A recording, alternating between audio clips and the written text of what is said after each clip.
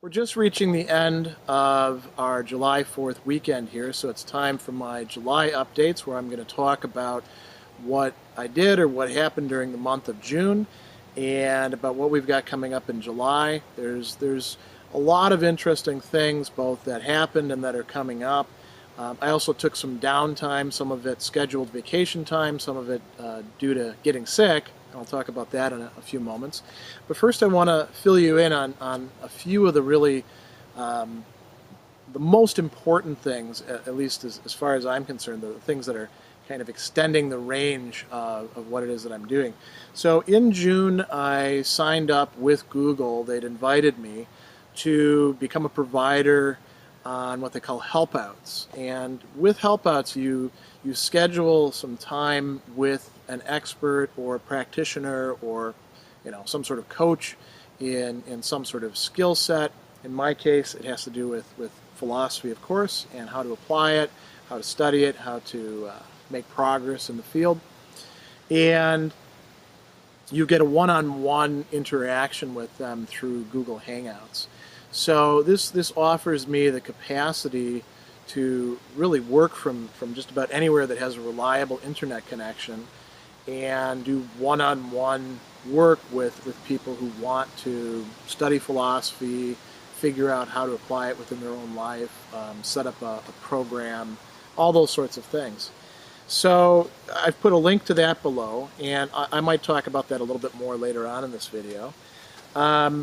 What else happened in June? I continued with my Marist online ethics class. I have about 31 students in the class, and they're very actively engaged, which is good.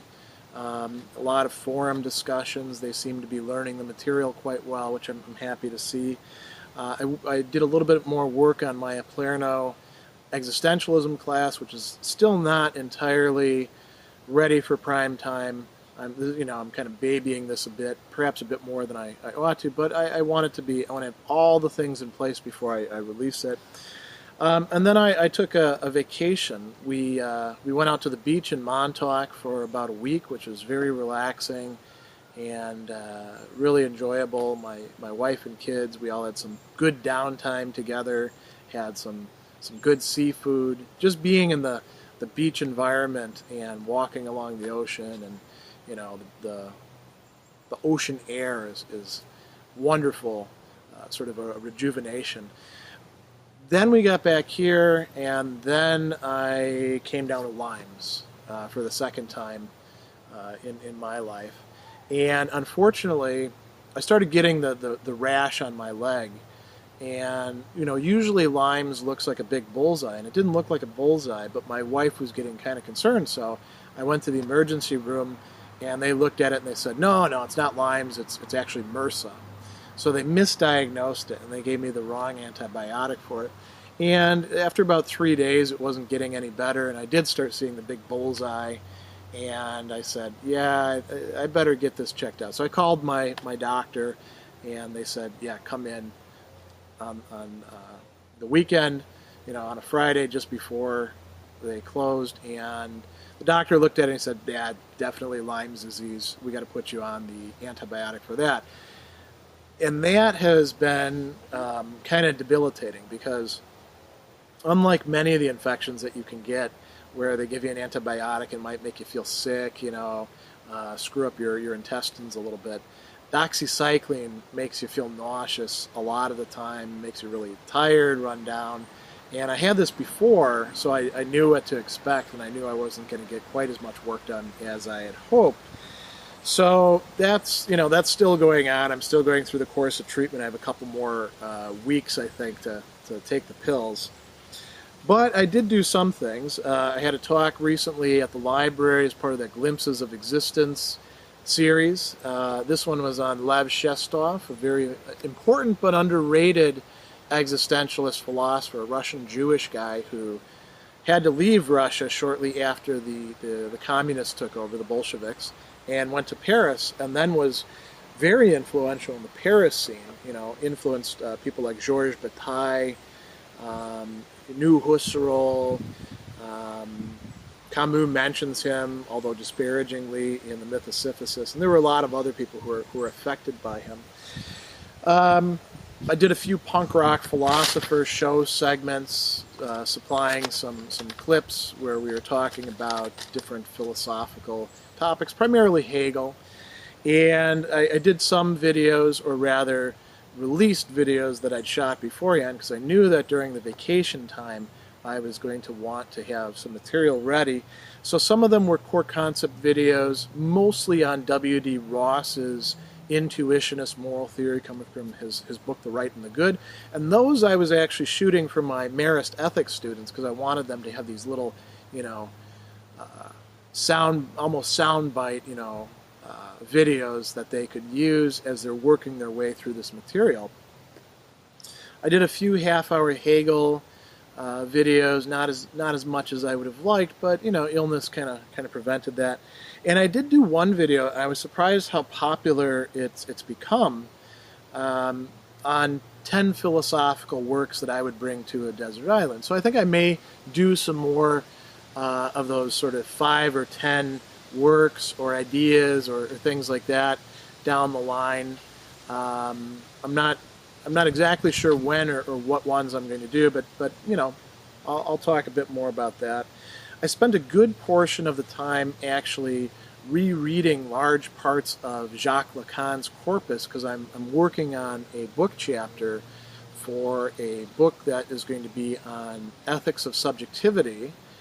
And I'm doing the chapter on Jacques Lacan, somebody who I've had a long-standing interest in. Haven't written that much about, just one article back in the mid-2000s on the Mirror stage.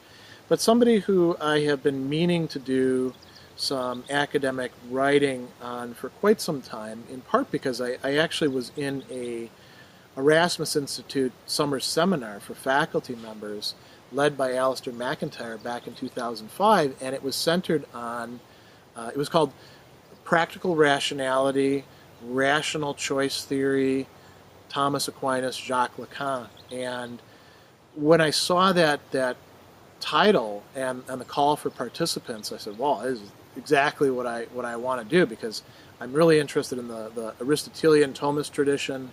I knew the rational choice theory stuff that they wanted to talk about and its roots in Hobbes and Hume, and I've had a long-standing interest in Freud and Lacan. And in my past incarnation as a philosopher, I was actually somebody who was doing continental philosophy, and I left quite a few of those guys behind because I felt that what they were doing, while it was very interesting, was rather abstruse and limited. And I know that a lot of people, when I say this, are going to say, wait a second, Lacan is really dense and impenetrable to read, but I actually find a lot of the things that he has to say very, very insightful. So it was a lot of fun to reread this material and do some writing on it. I haven't finished the article, but I'll be finishing it this month. And I also submitted a textbook proposal early on in June for a press, an academic press, that wanted me to propose a book for today's students, looking at contemporary issues that they face, not just like capital punishment or global hunger. Those are important things, but what about dating? What about the ethics of that? And the proposal was that I should write about that and try to show how ancient philosophy and their conceptions of the good life could inform that. Does Aristotle actually have anything to say to today's undergraduate students? And my answer is yes, because I've been teaching Aristotle in ethics classes for over 10 years, and the examples that I've used in class and the conversations that I've had, there have been a lot of moments where students would be like, wow, this really puts things into context. So I submitted a textbook proposal on that. We'll see if they go for it. If they don't, then I'll just submit it to another place, because it's a book that needs to be written. So that's what happened in June. July, we're already like a week in. July, I'm going to be doing a lot of help outs, hopefully. It's up to people whether they actually sign on for them. The first one, the way I'm doing it right now, the first one is free, and then after that it costs. I'm continuing my ethics class, of course, and I'm finishing up that Palermo class. But something else that I'm doing this coming weekend is pretty important for me and may end up playing a big role in the work that I'm going to be doing in the future. I'm getting certified with the APPA in philosophical counseling, and there's several different bodies out there that certify philosophical counselors. You might say, well, what's a philosophical counselor? It's somebody who makes philosophy practical, which is what I do. Reason IO's motto is philosophy into practice. So this is right up my alley, and it's the sort of work that I've actually been doing in an unofficial way with people for, well, really the last 10 years, where I take philosophical concepts and texts and approaches and say, yeah, this is how this would play out in your life. And you've got this problem or this recurring issue or this relationship that seems to be going sour, or this whole string of relationships that seem to be going sour for the same reason, or a general malaise, or I'm not sure what I should do with my life. Those are the sorts of things that classically it wasn't just psychologists who dealt with, or life coaches, or pick whatever thing you like along those lines. That's what philosophy was for. Aristotle, that's what he was about. Not just that, of course, he did his natural science too, but that was part of what he was interested in. Plato, the care of the soul, that was central to his ideas. Epictetus, we could go down the list. Philosophy, and this is part of what kept me interested in it, all the way down to the existentialists, was not just about abstract problems or one-upsmanship in terms of argument. It was about how to figure out what to do with your screwed up life. And all of our lives are screwed up too, by the way, including the philosophers. But it's a question of getting further along. So, doing this actual certification process in philosophical counseling, I'm hoping I'm going to learn some new frameworks and some new concepts and get introduced to some people that have been themselves doing this kind of work for a while. I'm not exactly sure what to expect from it, but the readings that they've given us are really interesting. So I'm looking forward to having a great time. It's a very intense course of studies, but it's fortunately fairly short, although the reading that we've been doing is going on for a while. What else? I'm going to be giving another talk in this library series. I'm not doing a lot of talks this month, but I will be giving another Glimpses of Existence talk. This one will be on Kafka. And I'll talk mostly about, I think, the trial and the castle and a few of the stories, including the metamorphosis, the judgment, and the prison colony. Maybe a few others as well. I mean, that's a lot of stuff to pack into an hour and a half talk, but should be fun. I've got some videos coming up as well. I haven't gotten around to doing some of the 10 shorts, and some questions have been accumulating, so I need to do a few of those. I've got a lot of Aristotle core concept videos coming up this month, primarily oriented on Nicomachean Ethics, Book 5, and the question of justice, the different types of justice, and one question, can one do injustice to oneself? Got some half-hour Hegel videos. I'm going to try to do them more or less weekly over this month. And depending on what happens with the philosophical counseling training and certification, I might do a video about that, talking about what's involved, what it was like for me. I don't know. I have to see what happens with that. That's kind of a black box at this time. But by next weekend, it won't be. So, a lot of fun stuff coming up. Getting ready for the fall when we're going to be rolling out some new YouTube channels. We're going to continue with this channel, doing the half-hour Hegel, doing the existentialism videos, doing some talks here and there that they allow me to record, and doing core concept videos. But we're also going to be rolling out this September the very first of the new channels which will be focused on critical thinking, specifically on critical thinking. Might be some higher production videos.